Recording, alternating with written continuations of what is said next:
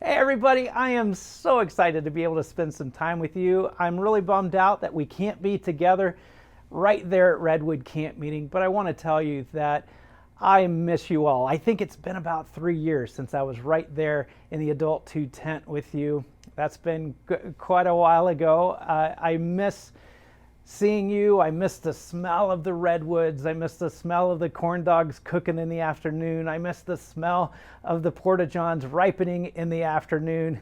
Well, maybe I don't miss all the smells, but I definitely miss you. And I'm so glad to be able to spend some time with you. A lot's happened in your life since we've been together 3 years ago.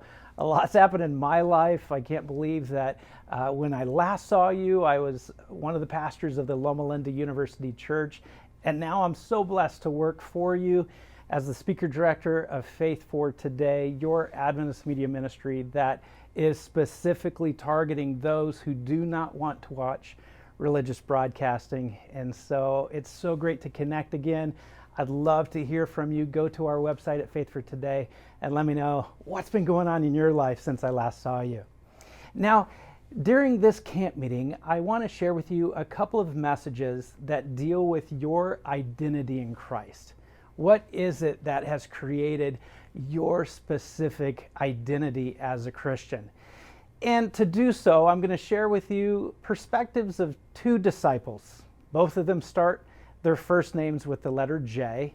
Both of them spent the exact same amount of time learning at the feet of Jesus Christ. But both of them came up with very different conclusions as to who Jesus is and what Jesus wanted from each of them. And so today, to start out, I want to share with you a message entitled, The Most Trusted Disciple. You can read a little bit about him in Matthew chapter 26, verses 14 through 16, which goes like this. Then one of the 12, the one called Judas Iscariot, went to the chief priests and asked, "What are you willing to give me if I deliver him over to you?" So they counted out for him 30 pieces of silver. From then on, Judas watched for an opportunity to hand him over. That's a tough verse to listen to. The reality is, all of this came about because of disappointment. You know, disappointment can cause you to do the most outlandish things. I want to share with you a story from quite some time ago, a story of a woman who was quite disappointed. Now I'm going to tell you the end of the story before we get to the end because you'll understand it a little bit more. But this woman decided to stage her own death. How she did it and who she is like Paul Harvey says, the rest of the story. Well, you see, she was very upset and very disappointed with her husband because he was not being the faithful husband he should. He actually was out at a dinner party celebrating his engagement to his mistress while his wife was sitting at home. She called him on the phone, and others heard at the house where he was celebrating, heard him have a conversation with his wife, and then he quickly left the party. He came home and the wife was gone, and so he came back to the party. Well, later that night, the police found the woman's car at the bottom of a dried out pond. There was her fur coat and the keys still right there in the front of the car. Obviously, she had been murdered. They looked at the back of the car and they noticed handprints on the back of the car, which showed that the car obviously had been pushed.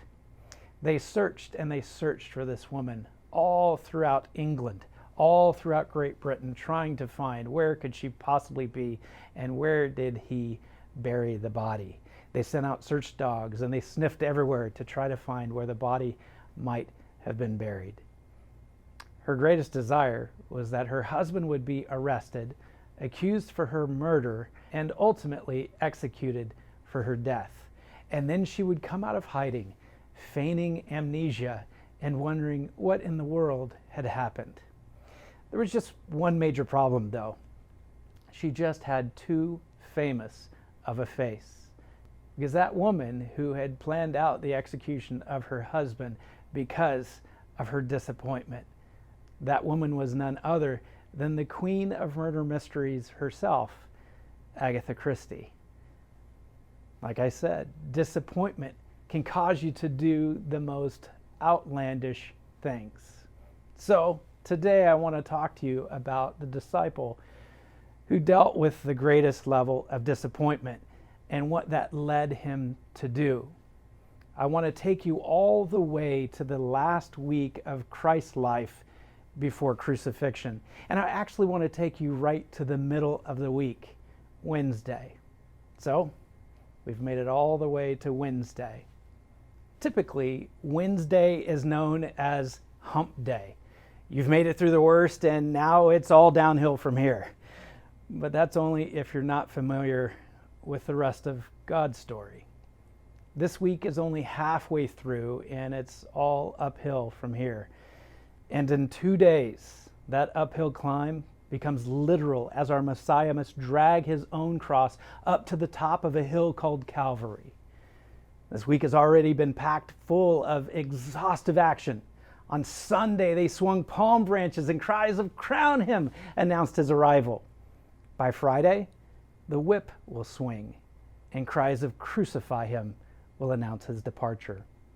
On Monday, Christ cleared the temple square of the riffraff. On Friday, the riffraff will overflow the temple square. On Tuesday, the Pharisees and Sadducees try to nail Jesus with trick questions. On Friday, they'll nail him with a hammer. But today, in this story of the final week, today is Wednesday, and I need you to pretend with me that you have no idea what's ahead. You only know what has passed. It's only Wednesday, and that's all the info you've got. It's Wednesday, and Judas finds himself walking alone. It was an unsettling feeling. For the better part of 3.5 years, he had never walked alone. Most of those years, he had strained to stay ahead of the choking dust cloud kicked up by 24 other sandals belonging to the feet of 11 disciples and 1 rabbi. He used to keep track of the miles they had walked, miles spent waiting for another theological insight from their teacher. Now the miles had become as blurry as the message that had originally attracted him to the message giver. The rabbi's talk of the coming kingdom had been his favorite. And this topic wasn't his favorite alone. Thousands swarmed to hear the rabbi speak about this kingdom, a kingdom free from the oppression of the pagan nations today and from the generations past. The Romans, with iron-like strength, had stomped them into submission. The Greeks, before the Romans, had flaunted their superior culture like shining gowns of brass. Before them, the Medo-Persians gripped them tightly in their silver fists, second only to the mind and influence of the pagan imperialist, the Golden Empire of Babylon. But Judas knew this image well. His father Simon Iscariot had quoted this image from the scroll of the prophet Daniel so many times that Judas could do the same, even at a very young age. The image of Daniel chapter 2 had not only served as a reminder of what happens when God's chosen people turn away from him, but it also served as a countdown clock, a calendar with most of the days crossed through. From their diligent study and perspective, the Iscariot family had survived all the way to the bottom of the statue, and what would come next was the cause of much debate in the church. Daniel's vision contained not just one object, but 2. One object looked like a statue of a man, segmented into several sections of various metals. But there was a second item in that dream, a massive rock that had been cut out of a mountain, but not by human hands. And this rock came hurtling down and disintegrated the feet of iron mixed with clay, feet that represented people who were a mixture, not united, a divided kingdom, only appearing to be strong. And once those feet were smashed, the whole structure would come crashing down and be blown away by the wind. The only thing remaining would be the mountainous stone. This kingdom would remain forever. According to one group of Jews, the Zealots, the church was now living at the whites of the toenails of Daniel's statue. The only thing to come next would be the Messiah's crushing blow. The current events and the news confirmed it. Rome was divided. They could barely maintain their grasp. About 30 years before, when Herod had died, his two sons nearly slit each other's throats politically and physically as they wrestled for his governorship. It was the transition of Roman leadership in Israel that had caused Rome to call for an official census. And it was the same census that ensured that Jesus was born in Bethlehem, but it was also this census that ignited a faction of the Jewish faith known as the Zealots. They were convinced, and they had the scripture to prove it, that God's next move was a violent one. God would demolish the Romans, and the only thing to remain would be the Jewish nation, free at last in the Promised Land.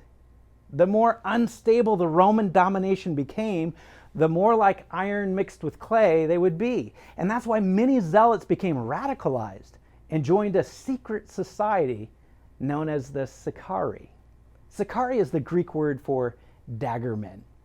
These assassins would hide a curved dagger up their sleeve, and in the middle of a crowded market, they would assassinate anyone who was giving support or aid to the Romans. They would do so even if that person was a Jew. Many are willing to die for what they believe, but very few are willing to kill for it. Judas's father was part of the Sicarii, and he had passed this ideology on to his son. That's why their last name was Iscariot. The funny thing was, many would break the name down in Aramaic and think that it meant that they were from a town named Kerioth. But anyone who cared enough to investigate would quickly see that there was no such place called Kerioth on any map, because it didn't exist. Their surname was a badge of honor, not a zip code. But let's get back to Wednesday and Judas's lonely walk. Why did he walk alone now? Perhaps he had grown tired of where Jesus was going. Disappointment probably describes it best, but it was even more than that. You're not disappointed when someone simply has a different point of view. You're disappointed when someone finally puts all of your hopes and dreams into words you could never find before yourself, and then announces that you've completely misunderstood what they've said all along. When the person who lifts up all of your hopes suddenly lets you down, that's disappointment. But for Judas, it was much worse. What do you do when your favorite preacher preaches bad theology? Do you stand by them? Do you allow this one variance of thought? Is it a deal breaker? Does their theology on this one issue crumble the foundation of everything else they teach? For Judas, it did. The zealots could point to so many places in the scrolls to prove their point of view that you'd either give up or sign up. To them, when the Messiah came, he would be heaven's sword. He would smite the enemy, blow away the strong like chaff, crush kingdoms like a mountain of stone. The Messiah was a warrior, not a wimp. Judas had become convinced that Jesus was magical, that he was mystical and mysterious. He just never became convinced that Jesus was Messiah. Why? Because Jesus had bad theology. Judas saw Jesus raise the dead, but recently all Christ spoke of was joining the dead. The Jews needed a savior from the Romans, but Jesus urged them to act like servants.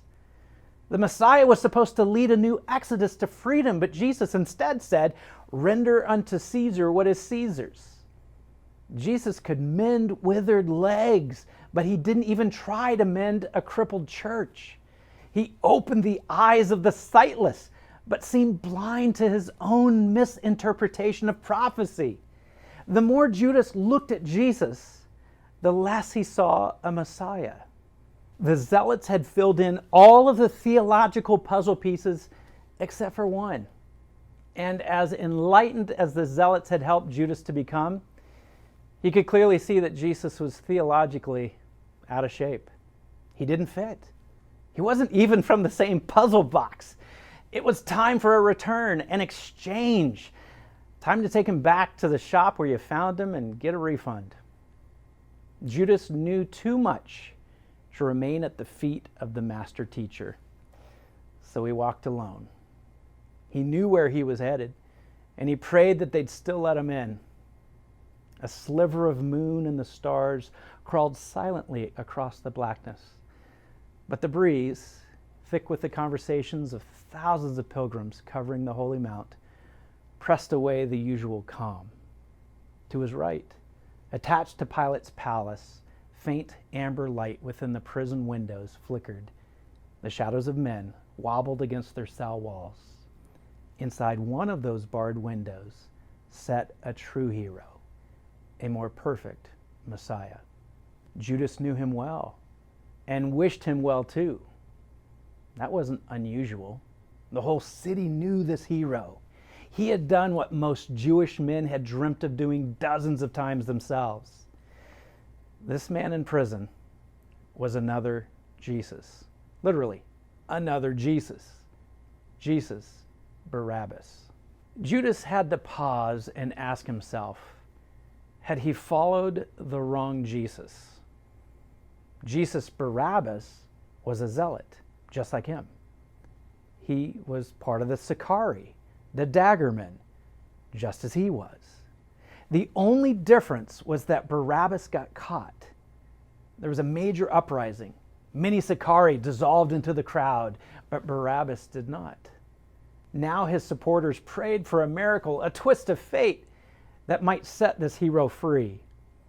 How could they know that God would answer the prayers even of the theologically warped as he fulfilled prayer requests of his own? The surname Barabbas was a name made up of two parts. Bar, meaning son of, and Abbas meant the Father. He was Jesus, son of the Father. The other Jesus, the one Judas had followed for the past 3.5 years, called himself Jesus, son of God, the Father. Had Judas chosen the wrong Jesus? As he pondered this, little did he know that 2 days later, a passionate crowd would come to the same conclusion. Jesus Barabbas matched their theology more closely than Jesus the Christ. When given a choice, the church did not want love and grace. They wanted justice and freedom. They didn't desire hands that could heal. They wanted hands willing to kill. They didn't want to turn the other cheek. They wanted to overturn governments. When they lost their shirt, they didn't want to give their cloaks as well. They wanted to give them the boot. There are times in every era when our theology gets in the way of our God. He doesn't do what he should. He doesn't act like he should. He doesn't hang out with people he should. He doesn't avoid what he should. And we look at those within the church who say, look, God is working over here and he's working with these people and he's using these unique methods. And we say, absolutely not. God doesn't work there with those people and in that way. You, my friend, are highly mistaken. We know God, and that's not how he acts. It is in those moments that we just might find ourselves in danger of handing God over to be silenced by the church. This was Judas's challenge as well. What do you do when God doesn't act like you expect? When the map is clear, yet God chooses to go another direction, what do you do? Do you give up on him? Judas did. At the end of that long walk on that fateful Wednesday, Judas rapped a knuckle on the wooden door of the high priest's home. Welcomed in with suspicion at first, and then slapped several times on the shoulders by a swarm of priests that assured him that he had just made the right decision. Judas gripped his bonus, 30 pieces of silver. His head swam with mixed emotions. How could he realize the significance of this number? It was the exact price to buy a slave's freedom. The amount paid to bind Christ was used by him to purchase the freedom of all slaves to sin. Why did the priest pay 30 pieces of silver? Only God knows. But perhaps that was part of his inspired plan too. Scripture tells us that from that day on, Judas began looking for the right moment to hand Jesus over to the Jewish authorities. And before you dismiss Judas as a devious, untrustworthy man, we need to clarify his character first, lest we miss the most important point of this entire story. The best way for us to see Judas with our own eyes is to answer the following questions. Out of all the people in the world, who would you trust to keep all of your money? That's right. Take it out of the bank, remove it from your shoebox in your closet or from beneath the mattress, wherever you keep it. Now, contact your retirement account manager and inform them that you would like to cash out. Take every last penny that you have and give it to this most trusted person in your life. And no cheating. Don't just give it to your spouse. That's not really giving it away, although I may get some arguments about this after this program. So here's my question. Who has earned that level of trust in your life? And why do they have your trust? What have they proven? How have they proved it? What situations have you witnessed in which they could have been unethical, dishonest, or shady, and yet they were unswerving from their honest core? Now picture that person in your mind, and you'll be looking at the external character clone of Judas. And you'll be looking at the external character clone of Jesus as in the eyes of the disciples at that time. Now, picture that person in your mind, and you'll be looking at the external character clone of Jesus as was seen in the minds of the disciples at that time. Judas was the most trusted disciple. He carried all of their money. There was no more safe place in the minds of the disciples. If you couldn't trust Judas, you couldn't trust anybody. That's why during the Last Supper, when Jesus makes it very clear that Judas would betray him, none of the disciples ask, "Is it Judas?" No. They all say, "Is it I, Lord?" Judas leaves the meal and everyone assumes that he's doing something noble. You know that you've earned complete trust when you're automatically dismissed as a suspect at the scene of a crime. Never in their wildest dreams did any of the disciples ever think that Judas would betray Jesus. Why is that? Perhaps it's because we equate people who are committed to the church as people who are committed to Christ as well. We assume that as Christ moves, the church moves with him, but it doesn't, does it? To be fair, Judas didn't know that he was handing Jesus over to die. He thought that the priest would just straighten Jesus out. He didn't know that they were crooked. That's why he tried to return the money when he discovered their real plans. My dear friends, it's time for us to do something different. Instead of trying the ways that we identify with Christ, it's time for us to look at the identity of Christ and for us to try to relate to him. It's when Christ does something unrecognizable that he actually shares with us another beautiful characteristic of God that we never imagined before. Our identity must match Christ's identity even if it doesn't match the church. I love the story of the beautiful white church.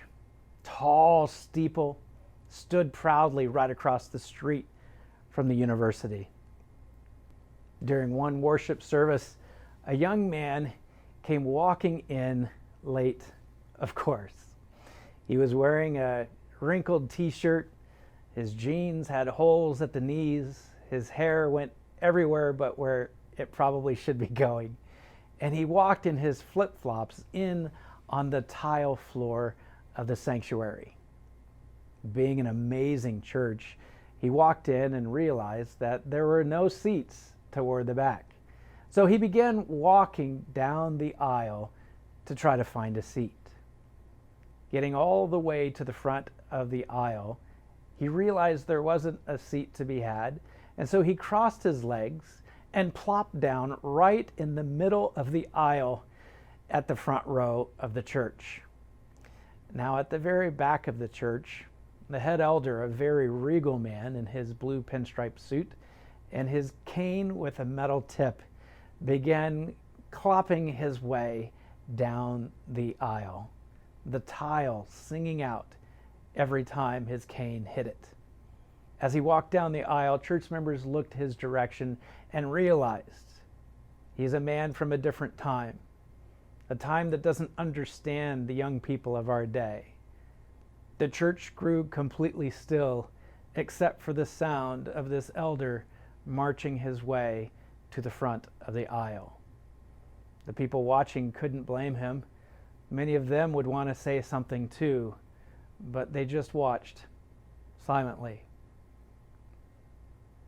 The elder made his way right up beside the young man and placed his hand firmly on the boy's shoulder.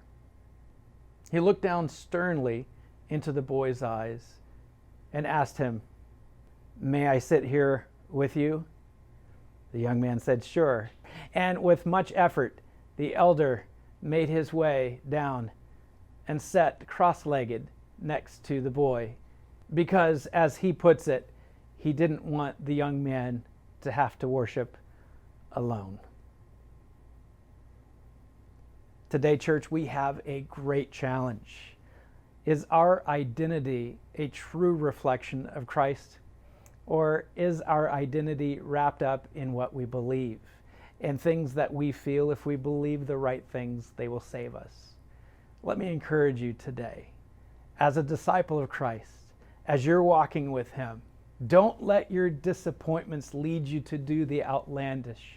Let your disappointments drive you to the feet of Jesus Christ, who wants to love you, who wants to share life with you, who wants to help you understand what it is to love and what it feels like to be loved. Today, let's find our identity in Him. Hello all, and thank you for watching this 2020 virtual Redwood area camp meeting video. We are striving to reach the needed YouTube subscriptions so that we can change the name to something a human would understand. Please visit the website for what is coming up. Don't forget to sign up for announcements on the website. Please consider helping us with our budget needs for this year, so we can be ready for camp next year. Please keep our camp in your prayers as we traverse these trying times. We can always use your help at the camp if you want to come and put your skills to use. Once again, thank you so much for joining us, and we look forward to getting together again in 2021.